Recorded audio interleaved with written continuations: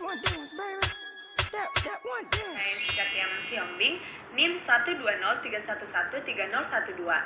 Saya dari kelas reguler D, Prodi Pendidikan Guru Pendidikan Anak Usia Dini, Fakultas Ilmu Pendidikan Universitas Negeri Medan 2020. Tujuan saya membuat video ini adalah untuk memenuhi tugas proyek dari mata kuliah penerapan keterampilan konsep dasar PAUD. Tentang konsep bahasa pada anak usia dini. Tahapan perkembangan bahasa pada anak usia dini, bagaimana anak belajar bahasa, permasalahan yang muncul dalam perkembangan bahasa anak usia dini, dan cara mengatasi permasalahan yang muncul dalam perkembangan bahasa anak usia dini. Bahasa merupakan topik kajian yang menarik karena memiliki korelasi yang positif dengan perkembangan kognitif anak usia dini. Selain itu, perkembangan bahasa anak juga dipengaruhi besar oleh aspek perkembangan lain. Salah satunya adalah aspek fisik dan motorik bicara pada anak usia dini.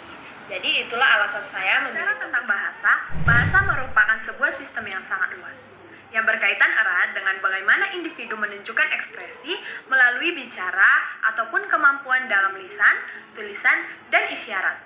Perkembangan bahasa anak, fase pertama adalah fase kue. Fase ini di mana anak membunyikan vokal dan konsonan dalam satu suku kata. Pada fase berikutnya, anak mulai memasuki fase babbling atau yang dikenal dengan fase bunga. Pada fase ini, anak mulai membunyikan satu kata secara berulang seperti contohnya mama, papa, dan lain sebagainya. Pada fase yang ketiga, anak mulai memasuki fase isyarat. Pada fase ini, anak menunjukkan bahasa dalam bentuk bahasa gerak tubuh, seperti menunjukkan benda yang dia inginkan. Dalam substitusi kata ganti ini maupun pada fase selanjutnya, anak mulai memasuki fase pengembangan kosakata.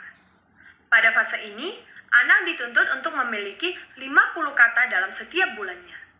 Kemampuan ini bisa didapatkan melalui interaksi anak dengan lingkungan sekitar, dengan percakapan ataupun storytelling. Lalu, bagaimana cara anak mempelajari bahasa dalam setiap tahapan perkembangan bahasa anak usia dini?